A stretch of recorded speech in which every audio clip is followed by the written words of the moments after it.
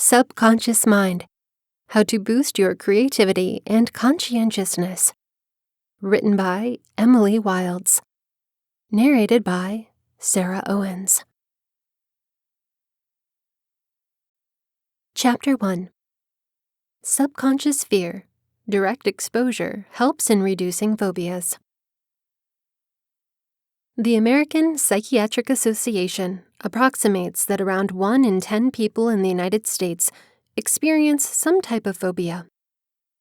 Around 40% of phobias belong to beings such as spiders, snakes, rats, lizards, bats, and so on. If you are amongst the millions of people who are spider-phobic or arachnophobic, or have an irregular fear of other vermin, there is good news. A recent study offers a possibly advanced treatment alternative for anybody struggling with an irregular fear of spiders or other phobias. For arachnophobes, the researchers found that subconscious exposure to a spider image, such as the tarantula above, for a millisecond, with no mindful awareness of viewing the image, was more efficient at reducing a worry of spiders than longer, conscious exposure. The February 2017 findings were released in the diary Human Brain Mapping. Although phobias are typically considered to be an illogical fear, the majority of the stimuli that active phobic reactions have deep roots in our evolutionary biology that stem from justifiably hardwired fear of anything that could have threatened our individual or collective survival as a species. Interestingly, humans are born with a host of natural fears that become part of our neurobiology from birth, but reside below the threshold of mindful awareness. Human beings respond to any fearful stimuli via an interplay between subcortical, non-thinking brain areas and cerebral or thinking cortical brain areas, like the frontal cortex. For decades, I have been looking into the hypothesis that implied learning and fear-based conditioning or avoidance behaviors are driven by subcortical brain areas seated below the mindful consciousness of the cortical regions in the cerebral cortex. The most recent research on backward masking adds valuable insights to this hypothesis. As an example of subconscious fear responses, anyone who has ever misunderstood a safe piece of rubber on a course or in your yard for a snake knows how deeply embedded a fear of serpents is burnt into your subcortical brain regions. That primal subcortical fear of serpents is the reason that your body will instantly jump away at the sight of a harmless garden hose pipe in the yard before your mindful mind and cortical brain regions have some time to rationalize or understand that the garden hose positions no danger. For the new research study on arachnophobia, a group of researchers consisting of Bradley Peterson, director of the Institute for the Developing Mind at Kids Medical Facility in Los Angeles, and Paul Siegel, associate professor of psychology at Purchase College of the State University of New York, used fMRI brain imaging and a strategy called backwards masking to determine brain areas involved in conscious and subconscious fear processing.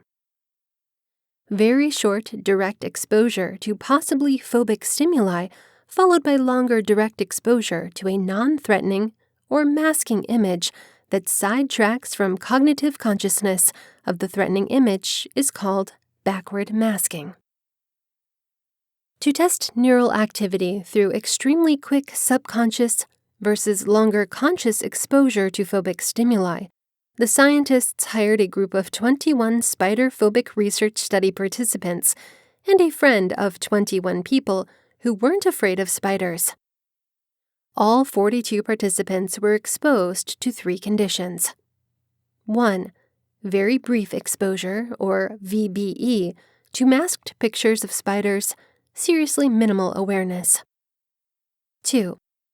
Obviously visible direct exposure, or CVE, to spider images, full awareness. And 3. Masked images of flowers, or control.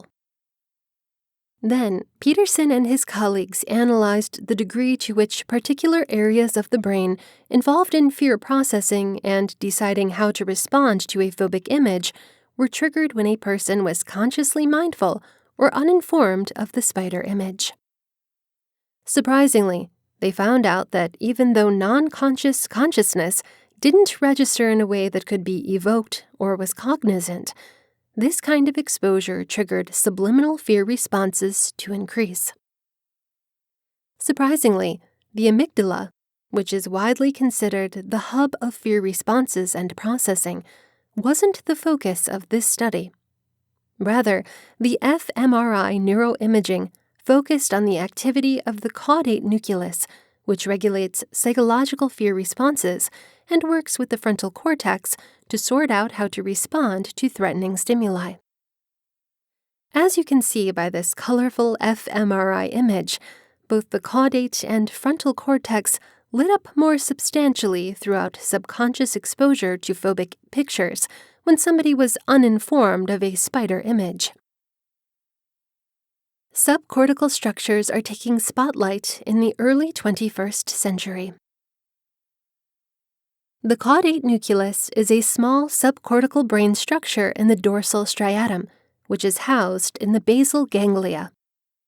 In recent years, there has been growing interest among neuroscientists to determine how subcortical non-thinking areas like the basal ganglia, brainstem, and cerebellum, Latin for little brain, communicate with cortical thinking brain regions, such as the frontal cortex, which is housed in the cerebrum, Latin for brain. In 2005, the Bergland split brain model was created as the structure for the Athlete's Way program, which relies on taking a two-pronged approach for optimizing your state of mind and maximizing performance based upon implied or subcortical and explicit or cortical learning and memory. My father, Richard Bergland, was a neuroscientist, neurosurgeon, and author of The Fabric of Mind. Tragically, he passed away unexpectedly several weeks after our split brain model was released by St. Martin's Press in 2007, and didn't live to witness 21st century advances in neuroscientific research catch up to his visionary hypothesis about how the brain works. In the late 20th century, my father had an aha moment when he realized that the dynamic interplay between subcortical and cortical brain regions needed to be put in the spotlight. The Athlete's Way became a car for my father and me to provide potentially extreme neuroscientific ideas to a basic audience that were too iconoclastic at the time to be released in peer-reviewed journals. The Bergland split brain model describes cortical regions as upbrain and uses the terms downbrain to specify subcortical areas.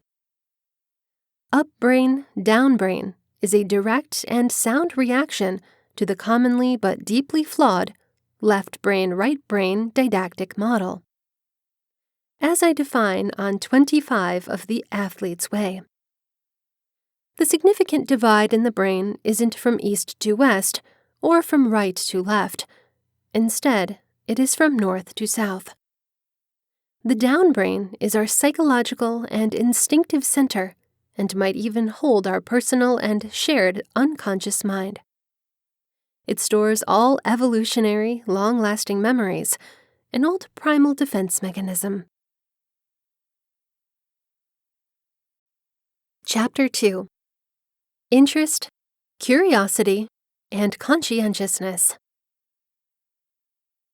It's easy to become bored, discontent, and indifferent when your everyday routine develops into a rut. Recent mental studies have verified that staying curious is not only the key to maintaining a sense of wonder and gratitude for life, it is the key to your success. Staying conscientious is similarly important. Truth be told, the combined personality types of being curious and conscientious were found to be more important than intelligence in predicting success. Psychological scientists have started looking at aspects other than intelligence that make some students do better than others. A current study published in Perspectives in Mental Science found that interest and conscientiousness are predictive of long-term scholastic and professional efficiency. Being curious is now actually believed to be as important as high IQ or test scores in figuring out how well students do in school and in the job market. Conscientiousness is a personality type directly linked to success but has various analyses. The two most basic definitions of conscientiousness are 1. Extensive and diligent in performing a task. 2. Governed by or done according to someone's sense of right or wrong. People who score high up on this characteristic tend to do well in school, in life, and professionally. It's not a big surprise if you think of it, that hard work, conscientiousness, would be a predictor of academic efficiency, says Sophie van Strum, one of the authors of this study. Curiosity is essentially a cravings for expedition, van Stum says. If you're intellectually curious, you'll go home, you'll read the books.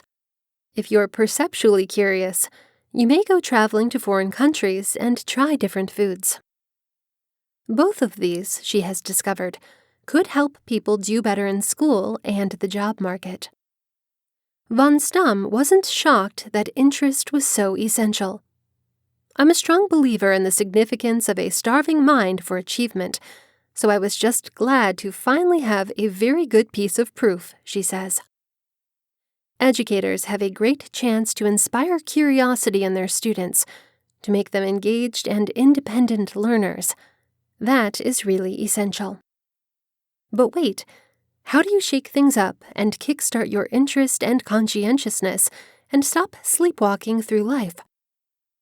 I would suggest using regular exercise as a valuable tool to fortify both of these personality traits.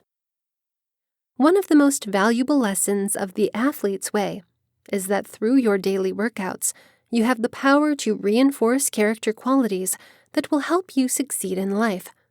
Interest and conscientiousness are at the top of this list. Pushing your physical body is a great way to keep your mind and spirit open to a sense of marvel and curiosity.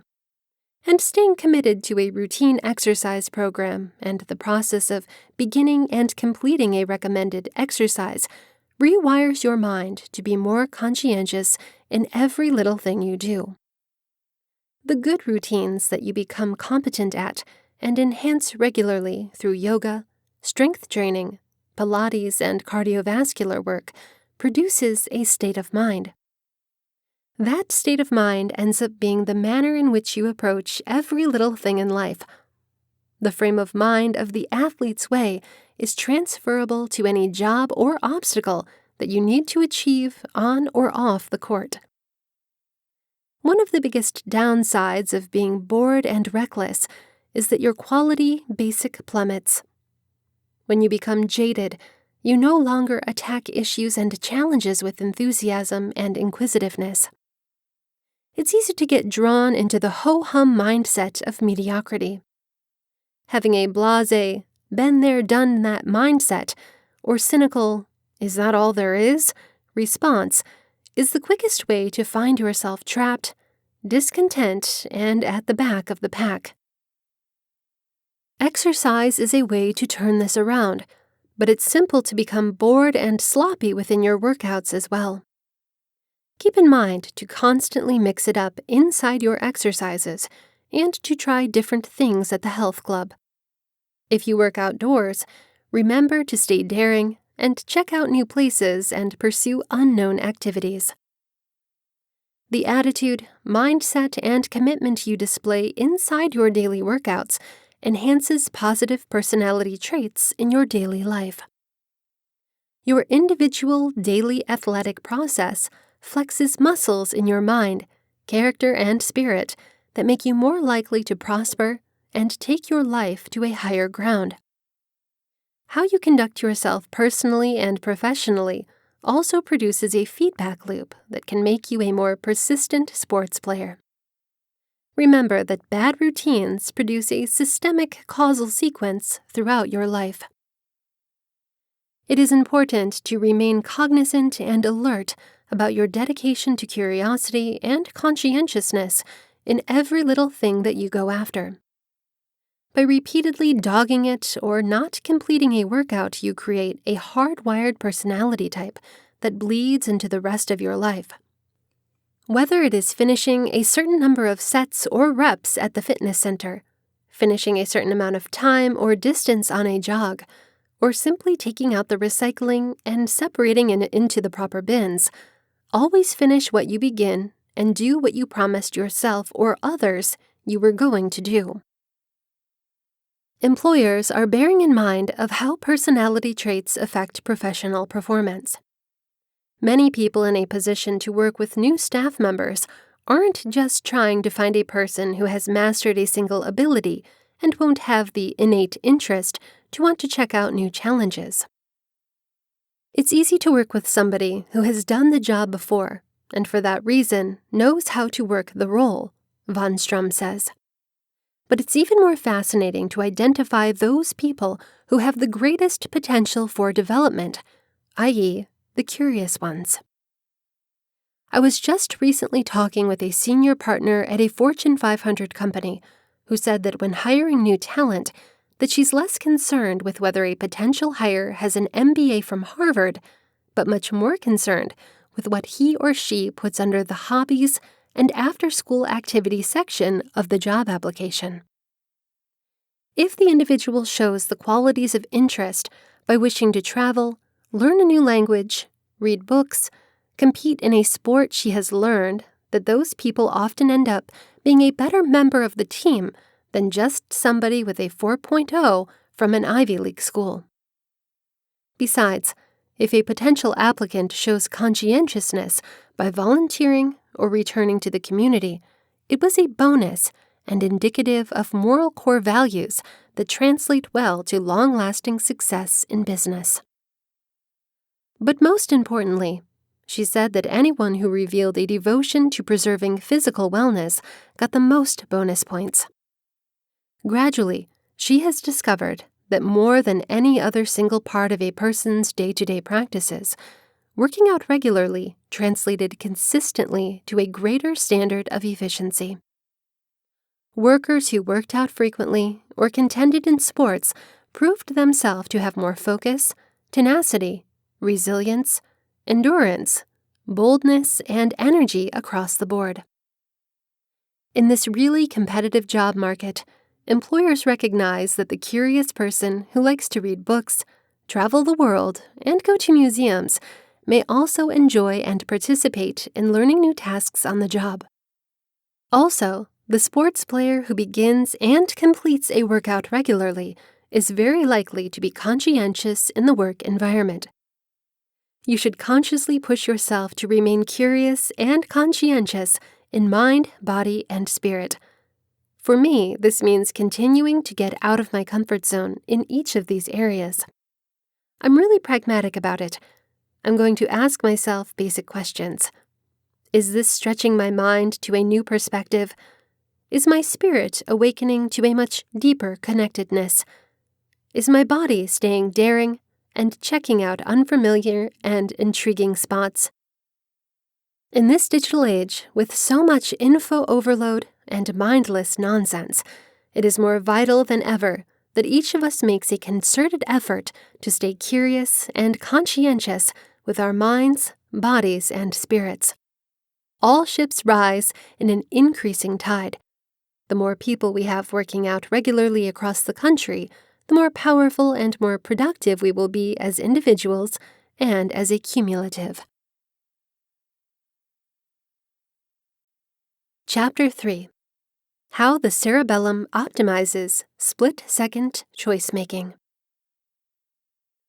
When a baseball player is pretty much up to bat and needs to make a split-second choice about whether to swing or not to swing at an unforeseeable curveball, there isn't enough time for intellectual or cerebral decision-making. Therefore, professional ball players unintentionally train their little brain to immediately make go or no-go choices through a ton of practice, which encodes trial and error associative learning. In everyday life and on the playing field, mastering a vast array of unconscious, automatic skills, that is, touch typing without taking a look at the keyboard, driving a standard transmission, or riding a bicycle, serving an ace, counts on cerebral prowess. On and off the court, implicit learning is key to keeping away from the traps of paralysis by analysis, brought on by too much cerebral thinking. How does the little brain make split-second choices without overthinking?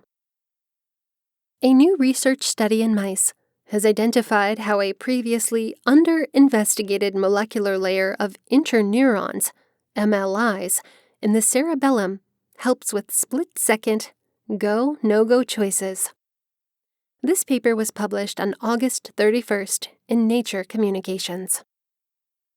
In a series of elaborate experiments, scientists at the University of Colorado School of Medicine used 2-photon microscopy to make a record of cerebellar MRI neural activity as mice made reward-associated go, no-go choices. We wanted to know how this kind of choice-making occurs. Senior author Diego Restrepo, professor of cell and growth biology at CU Medication, said in a press release. How, for instance, do you choose to swing or not swing at a fastball in baseball? We found a whole subset of cerebellar brain cells that change after learning. Our research study sheds farther light on how the cerebellum functions and the complex web of connections that get into quick choice-making. A lot of learning goes on inside of the cerebellum. Our data indicates that the MLIs have a crucial role in learning valiance. That is, the cerebellum helps determine whether something benefits me or not. The current research suggests that cerebellar MLIs make it possible for athletes or anybody who needs to immediately choose whether to go or not to go in everyday life to immediately make lightning-fast choices without any consideration or hemming and hawing. Since the 1960s, neuroscientists that have known that the cerebellum coordinates fine-tuned, fluid muscle movements and that the cerebellar Purkinje cells hold muscle memory. In 2005, when I wrote The Athlete's Way, I put the cerebellum and cerebellar functions in the spotlight as the key to playing sports intuitively, without overthinking or choking under pressure. That said, previously, the nitty-gritty specifics of how the cerebellum encodes go and no-go associative learning has been enigmatic. While neuroscientists comprehended that the cerebellum plays an important role in the sensoromotor and associative learning, the specific role of cerebellar MLIs in this process has gone under the radar. The latest go-no-go research study in mice shows that the cerebellar MLI neurons collaborate both mental decision-making and physical movements associated with choosing whether to go or not to go. Surprisingly, when Ma et al. Used a chemogenic representative to hinder MLI activity, the mice ended up being extremely indecisive and went to pieces when it came time to make split-second go-no-go decisions. Till the late 1990s, Shaman, 1998, most neuroscientists erroneously considered the cerebellum to be non-thinking, motor function only part of the brain that was key to automatically tweaking coordination and fluid movements, but little else. Because researchers have only been actively studying non-motor cerebellar functions for about 20 years, the cerebellum's role in decision-making and other cognitive functions remains strange and not well understood. The current research study of cerebellar MLIs in go-no-go decision-making jobs brings us one step closer to better comprehending the typically neglected role the cerebellum plays in non-motor functions connected to cognition. Chapter 4. Is conscientiousness compatible with creative skill? When it comes to achievement, conscientiousness is a good thing. All else being equal, the person who has tenacity, perseverance, endurance, and grit will be more effective than the individual who is slothful and unmotivated to do anything. Over 25 years of research supports this common-sense view. Conscientiousness is the most constant and best predictor of both job and scholastic performance. Clearly, long-lasting planning and self-discipline is beneficial when one is directing his or herself toward a standardized form of achievement. However, what about creative achievement, where the goal is often never really known ahead of time, and one must continuously fight the status quo and deviate from the standard course to develop something new, maybe even advanced? Thomas Chamorro Pamuzak learned that creative capability was a better predictor of an original final year dissertation than conscientiousness, although more standard, distinct projects, such as written assessments and constant assessment, that is, class participation, attendance, and tasks, were better anticipated by conscientiousness. Additionally, they found out that creative people reported a choice for creative instead of traditional forms of assessment.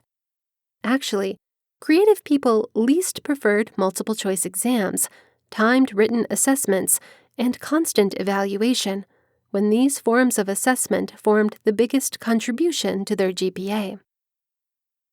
Other scientists have found interesting interactions between conscientiousness and creativity. Laura King and her colleagues found an interaction between creativeness and conscientiousness, such that for those individuals with low creative capability, higher conscientiousness was related to more creative accomplishments, although for those individuals with high creative ability, conscientiousness was negatively related to creative achievements. They suggest there may be two different paths to creative accomplishments. One method in which to produce creatively is through high openness and high creative capability, as most conceptualizations of the creative personality would suggest. However, it is possible for someone that lacks creative ability to produce creatively through high conscientiousness. Like prior research studies, they found no direct relationship between conscientiousness and employee creative skill, as gauged by supervisors among workers. Nonetheless, for employees high in conscientiousness, creativeness was lower if they were closely kept an eye on and working in an environment where A. colleagues were not useful, B. coworkers provided them with incorrect information, or C. coworkers contributed to an overall negative work situation. In contrast, workers low in conscientiousness showed the lowest levels of creativity when they were carefully monitored regardless of the environment. Veena Prabhu and her associates have realized that motivation orientation also plays a vital role. While they also found out that determination wasn't directly related to creative skill, when people were inherently determined, inspired to accomplish for the intrinsic joy and satisfaction of doing so, determination was favorably related to creativity, whereas when people were inspired to accomplish for extrinsic benefits, or in other words, a good job or money, conscientiousness was adversely associated with creative skill. These research studies are interesting, but measure conscientiousness as a broad, steady personality type. Just recently, though, there's an emerging agreement that conscientiousness is not just one characteristic, but it consisted of two related but separable aspects. Industriousness and achievement and dependability and orderliness. Though both aspects have to do with striving, the reasons for participating in the work could differ. Henry Moon suggests that the achievement element of conscientiousness has a self-focus, while the dependability part has an other focus. Some people might work very hard just because of personal reasons, such as accomplishment and self-enhancement, while others might do just because of a sense of responsibility or duty, also related to obsessive enthusiasm. An important need for accomplishment belongs to determination and grit, although the ones that score high in reliability are more concerned about being careful, responsible, and organized than being specifically ambitious. Because of this, according to the latest thinking, grit is only a subset of conscientiousness, but isn't all there is to conscientiousness. Scientists have criticized standard steps of conscientiousness for puzzling the two parts by combining them under one broad aspect. If we broke up the concept of conscientiousness, what's the relationship with creative skill?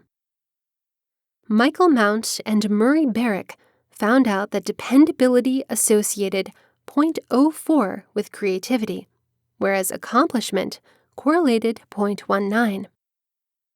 A more recent research study is even more engaging. In their paper titled "Conscientiousness is Not Always a Good Predictor of Efficiency: The Case of Creativity," released in the International Journal of Creativity and Problem Solving, Ronnie Ryder-Pahlman and her coworkers looked at the results of each part of conscientiousness on creativity independent of the other. Across two separate studies, they had undergrads fill out self-report measures of conscientiousness and creative achievement and complete a test of creative issue solving.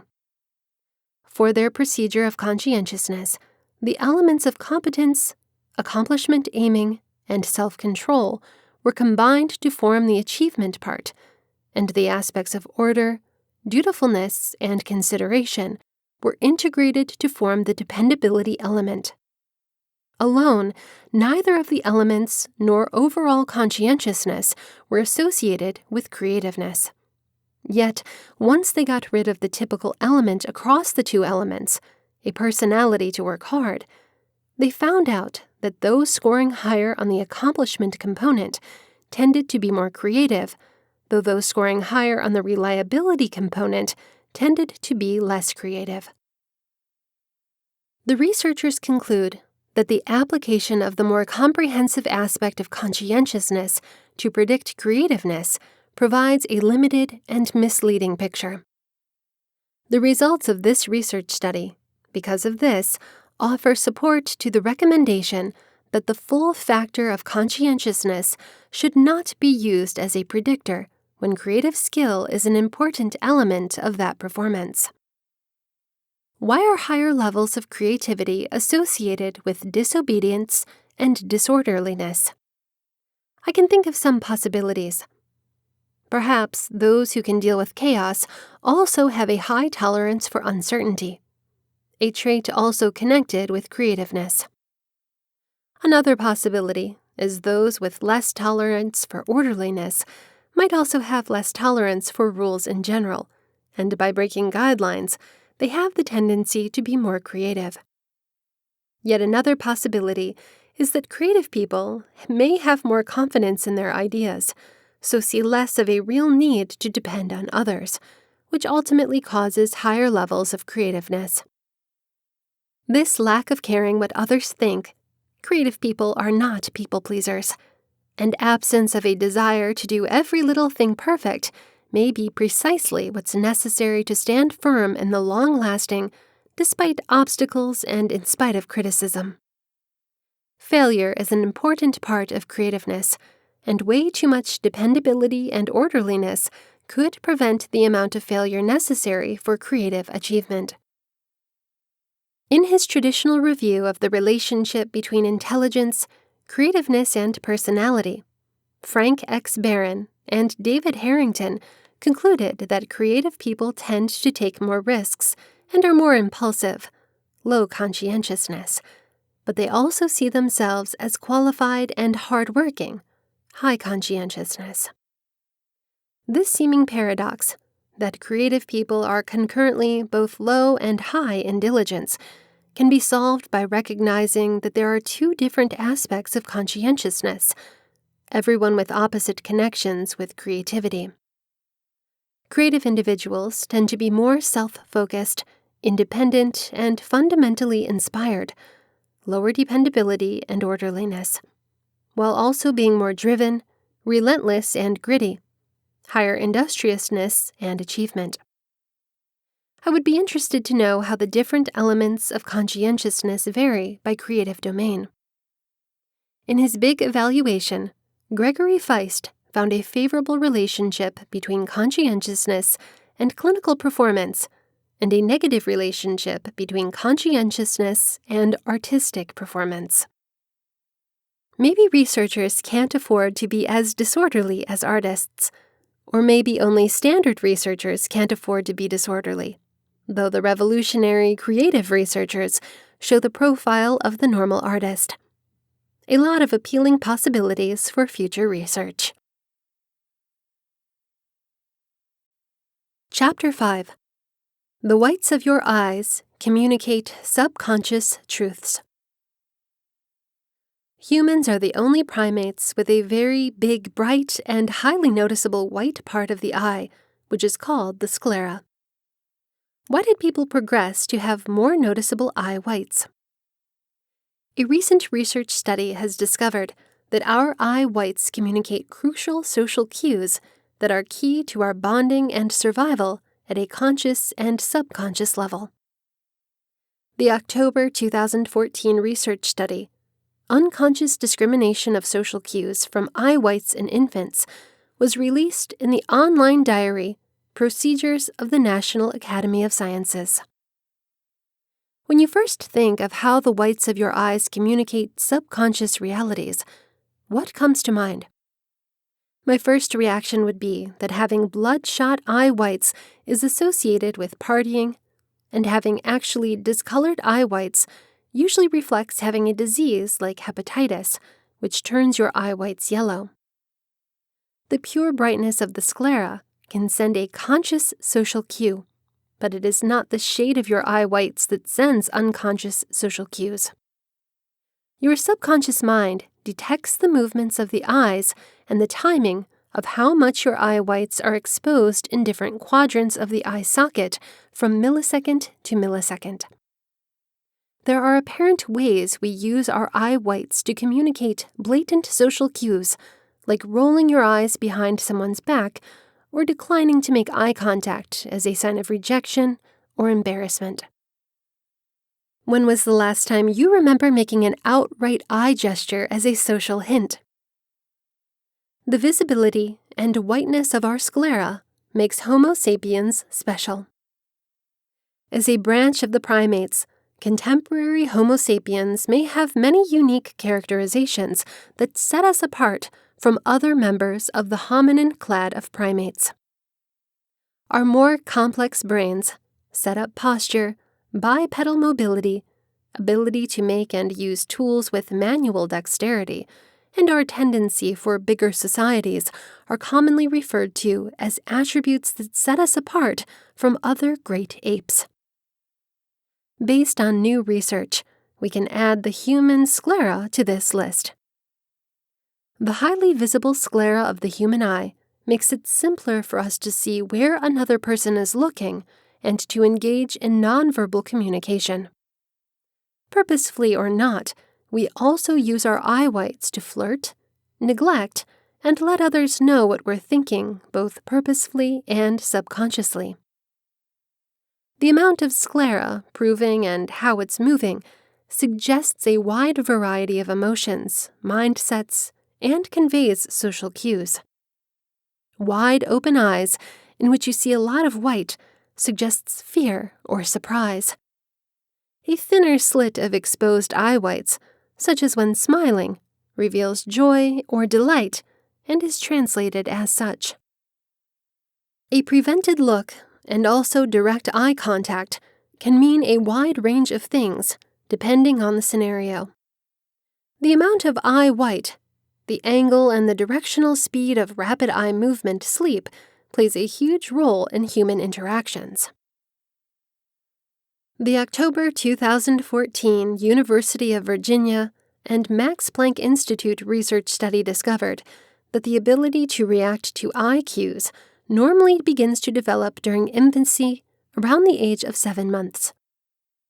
In a news release, Tobias Grossman, a University of Virginia developmental psychologist and one of the research study's authors, said, "Our research study provides developing evidence for the concept that human beings have particular brain procedures that enable them to immediately respond to eye hints. That demonstrates that, like adults, infants are sensitive to eye expressions of fear and direction of focus, and that these reactions operate without mindful awareness." The researchers realized that the infants' brains reacted in a different way depending on the expression suggested by the eyes they were seeing. The infants only saw the eye pictures for about 50 milliseconds, which is actually much less time than needed for an infant of this age to interpret the social hints communicated by the sclera. Grossman concluded, "Their brains plainly reacted to social hints conveyed through the eyes, suggesting that even without conscious awareness, human babies have the ability to identify subtle social hints."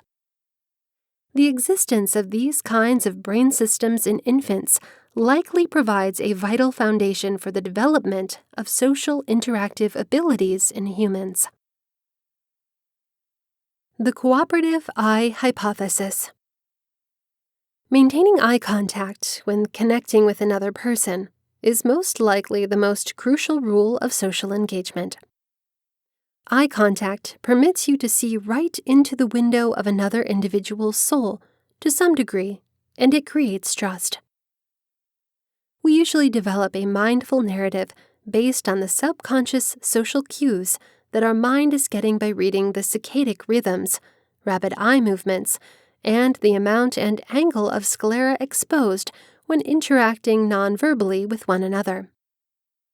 The cooperative eye hypothesis suggests that the eye's distinct visible qualities evolved to make it much easier for people to follow another's gaze while interacting on tasks.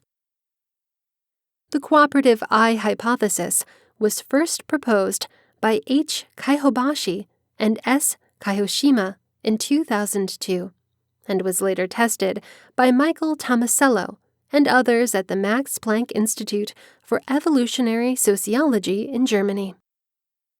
Interestingly, animal researchers have also found that in the course of their domestication, dogs have also developed the capability to pick up visual cues from the sclera of human beings. What are saccades? Saccades are the extremely fast, synchronized movements made by the eye to receive visual info and shift the line of vision from one position to another. As visual info is received from the retina, it is translated into spatial info, and after that, moved to motor centers for appropriate motor reactions. We count on the accuracy of these movements each millisecond of our lives. During regular day-to-day conditions, you make about 3 to 5 saccades per second, which amounts to about 500,000 saccades a day. Keeping an eye on the speed of saccadic movements is an excellent way to objectively measure a person's level of fatigue.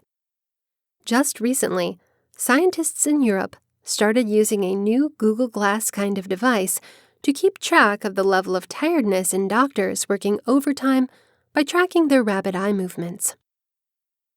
In terms of the saccades of somebody who seems hyper-alert, I was entertained to watch the precise rapid eye movements of Taylor Swift as she clapped a buzzing fly between her hands at the time of a live interview promoting her album, 1989. A person with saccadic dysmetria produces uncontrollable eye movements consisting of microsaccades, ocular flutter, and square-waved jerks even when the eye is at rest. The cause of dysmetria is thought to be lesions in the cerebellum or lesions in the proprioceptive nerves that result in the cerebellum. Your cerebellum is accountable for coordination of visual, spatial, and other sensory information with motor control. The cerebellum is also necessary for the automatic motor learning of the vestibulo-ocular reflex, or VOR, and is responsible for ensuring precise eye movements in combination with head movements. Implicit motor learning in the VOR is a number of ways comparable to classical eye blink conditioning. The circuits of both are systematized likewise in the molecular mechanisms that work in the exact same way. Your saccades, sclera, and cerebellum are linked. Many of us take the analysis and projection of our scleral social cues for granted since they become innate early in our childhood development. But for children with autism spectrum disorder, or ASD, the capability to make eye contact or translate the social cues held in the eyes and eye whites doesn't come naturally. Thankfully, neuroscientists around the world are making huge advances toward comprehending why the ones with ASD struggle to connect with others and the world around them. Samuel Wang, Associate Professor of Molecular Biology at Princeton University, is doing remarkable research on information processing in the cerebellum, including its contributions to motor learning, the cerebellar roles in cognitive and affective function, and autism spectrum disorder. Wang and his coworkers at Princeton recently found that early cerebellum breakdown prevents natural development and could be a possible root of autism. In August 2014, they released this new theory in the journal Nerve Cell. Conclusion: the social cues conveyed by eye whites can enhance social connections. Healthy social and cognitive development counts on the ability of your brain to consciously and unconsciously analyze social hints held in the eye whites of others. For children with autism, the difficulties of trying to explicitly learn how to interpret thousands of saccades an hour and the social hints communicated through eye whites are astronomical. That new research offers more insights regarding the reason why it can be so challenging for individuals with ASD to communicate and get in touch with others and the environments around them. Hopefully, these findings will lead to more research and possible interventions that will build stronger and much healthier social bonds between people from all walks of life. Chapter 6: The Inner Language of the Subconscious. The subconscious is acknowledged as the source of creativity, intuition, inspiration, inner knowing, interconnectedness, and spiritual enlightenment. Within this world, reality shifts and expands, creating a matrix that is far more flexible and multidimensional than is perceived by the conscious mind. When we access and hang around with the subconscious, we're released from the boundaries of our logical, practical mind. The messages we get from our dreams and the primitive symbols or archetypes handed down to us from our forefathers notify us about what is special, genuine, and sacred to each of us. When we hearken these messages, we are following the course of our soul's development. These signs and archetypes are necessary elements of the shared unconscious, the universal, intrapsychic structuring gadget inherent to humans. It is though the necessary acquired information, learned by generations past, is provided to us as a faster way to our own development. Once something is learned in the development of human consciousness, it is not necessary to learn it again. It's intrinsic, forever after, with what it means to be human. The eternal vocabulary of the collective unconscious lives within us, always at our set to offer tips and clues and tips and solutions. Learning how to access the subconscious and to totally utilize its gifts can help us to see in a new way. Beyond our conscious mind and normal senses, the veil is lifted, exposing a world of unrestricted possibilities. What is so poignant here? That words are unneeded to communicate or convey a message. The symbol, the representational picture or image, conveys the complete idea, principle, or ideal without the application of words to specify it. The proverbial, "An image is worth 1,000 words." This idea is greatly effective, for the way we talk to ourselves, our inner language, the way we know who we are, doesn't come from words, but rather from the timeless source within that recognizes who we are. A quick tutorial, if you don't know this already. The left hemisphere of the brain manages the majority of the neuromuscular and motor functioning on the right side. The right hemisphere manages the left side.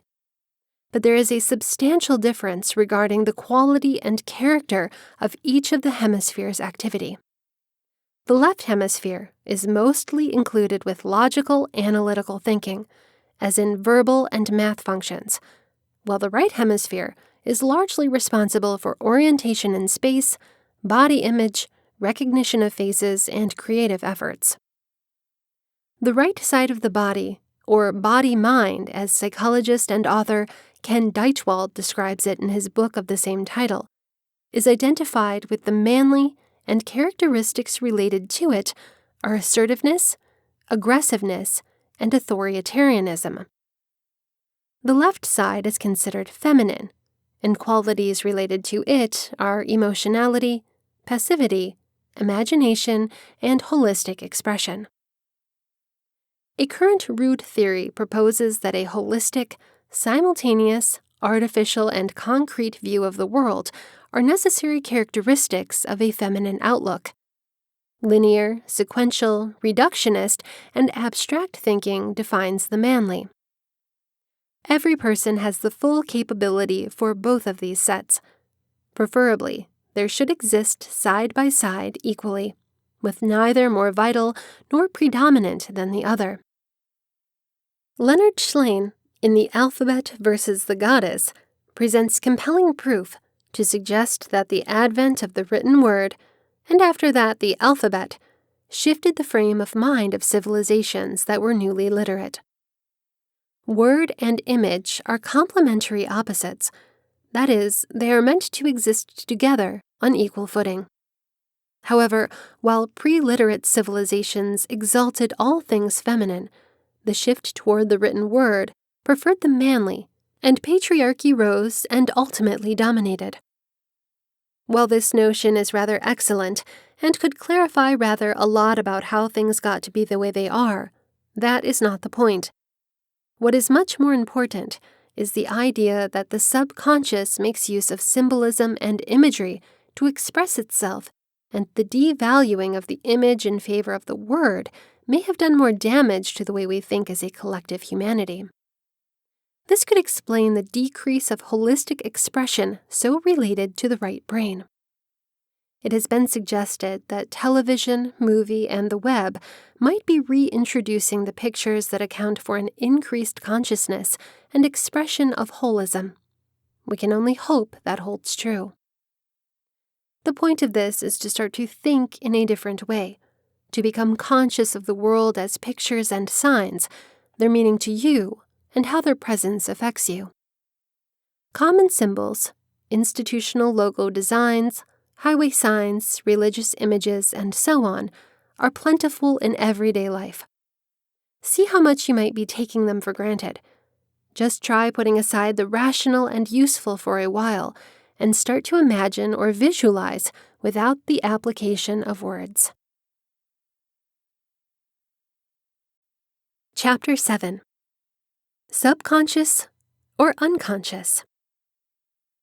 It's similar to suppression versus repression, and this fairly subtle contrast is definitely worth broadening upon. When you reduce an impulse or desire, you're requiring it down, right below the level of awareness. But when you push what feels too endangering to admit into awareness even further down, eventually, it's no longer recognizable. And that's what repression is all about. It's an involuntary response, inasmuch as it represents a mental system of defense, and all such self-protective operations are instinctual, operate autonomously, and, for better or worse, compel your behavior. Additionally, they generally settle when you're still a child, with your mental capacity and judgment seriously minimal. Consider that human beings are innately configured for survival, or, more properly, anything that was perceived at a specific time as commensurate with survival. That is, rather on its own, your mind is managing to get rid of from awareness anything experienced as a mortal hazard, whether physical, psychological, or emotional.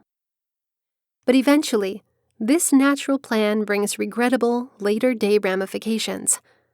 Back then, lacking the resources to successfully handle, not to mention conquer a deeply felt threat, you felt overloaded, perhaps even paralyzed. Subsequently, your pre-programmed psyche-protective apparatus, such Freudian mental defenses as dissociation, denial, displacement, or projection, stepped in to reduce your excruciating distress. And yes, it must be added that all your defenses live in your unconscious mind, which is another way of saying they're psychologically repressed. So to better understand your unconscious mind, it is fundamental that you grasp that this is the part of your being that quelches exceptionally unpleasant memories, or hides them away from you. As one author puts it is that aspect of mind which includes socially unacceptable ideas, wishes and desires, traumatic memories, and agonizing feelings that have been repressed. Again, in this regarded moment of crisis, you had not yet developed the capability to effectively handle what was felt as seriously threatening your welfare. In a paradoxical sense, any defenses your innate predispositions picked for you can easily be viewed as life-saving, because they enabled you to missing yourself from whatever you experienced as unsustainable. And what you couldn't handle could connect to something painful, shameful, fearful, or deeply conflictual. Additionally, on a meta level, each of these emotions links to an unstable tank of destabilizing anxiety. However, the ramifications of such repression, however from a mental perspective, definitely necessary at the time, can later carry expensive expenses. For regrettably, your defenses don't grow older as you do. They remain fixed in time and space, and having their own will and energy so as to continue protecting you, they will relate to anything in the present, reminiscent of an earlier disruption, as a prompt to make you respond just as you did at, say, age 5. Further, distortedly seeing themselves as critical to your survival, these defenses actually stop you from ever overcoming what back then you could not possibly incorporate. And without permitting into awareness the real beginnings of these upsetting experiences, you're not able to ensure yourself that, as the more mature individual you turned into, you now have the resources to make emotional peace with what earlier overwhelmed you. So the unconscious but effective influence of these out-of-date defense mechanisms can, however accidentally, handicap you forever. For example, by triggering your anxiety, they block you from doing what you're now totally efficient in. For instance, people experiencing panic or anxiety attacks can, normally when aided by a therapist, finally allow a forbidden memory into awareness. And when they make final peace with it, these extremely distressing attacks no longer have any felt reason for being, and so are reduced. Separating between the unconscious and subconscious is tricky. And in fact, it's been noted by several authors that in common parlance, they are employed interchangeably, and by many professional authors too. As in comparing that which is quelched versus repressed, it works to think of conscious awareness as comparable to the idea of an iceberg. It is above the water, so entirely visible. The unconscious and subconscious, while taken together, are far bigger than what the eye can see. Both exist beneath what's readily noticeable. Therefore, the only significant way they can be set apart is through comprehending their relative inaccessibility. Simply put, with some introspection, you can likely recognize from where your thinking, impulse, or motivation is unconsciously derived. But with that what's unconscious to you, the most bottom part of the iceberg, it will be much more hard to determine the beginnings of present-day conduct that actually do not make much sense to you. Possibly, you may discover its source through some form of self-therapy, dream analysis, free association, examining a slip of your tongue, or, by chance, experiencing another person who experienced the exact same trauma you did, for example, youth abuse or rape. In a general sense, though, it's a lot more likely that you could effectively reveal its origins through the support of a mental health expert. Here are a number of examples to consider. Subconscious. You poorly recognize that you feel a certain enviousness to your teenage son, yet you do not know why. In showing about it, however, you start to recognize that where this feeling stems from is that, subconsciously, you begrudge the fact that he has so many more chances and opportunities than you did at his age. Unconscious. You have a hostility toward asparagus. The extremely sight of it makes you sick. Still, you have definitely not the slightest idea why. What, just because it's been quelched, is not readily available to your awareness is that when you were 6, your father insisted you eat this new-to-you vegetable on your plate, though you protested, for its odor back then was repulsive to you. However, because you weren't permitted to leave the table until you consumed it, after a fidgety hour, you tried to push it down your throat, and without delay, threw up. What is even worse, you got yelled at for the mess you made and told that you were revolting. The distinctions I've made are plainly and not scholastic.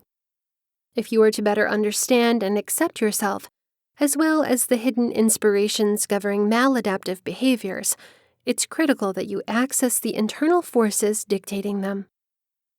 There's no chance that you can reach your full potential until you acquire entry into much of what exists beneath your awareness. That is, make both the unconscious and subconscious conscious. And at last, come to positive terms with what, unknowingly, has been undermining you. Once your hidden defenses are exposed, you can either moderate them, or at long last, surmount them altogether. This has been Subconscious Mind: How to Boost Your Creativity and Conscientiousness, written by Emily Wilds, narrated by Sarah Owens.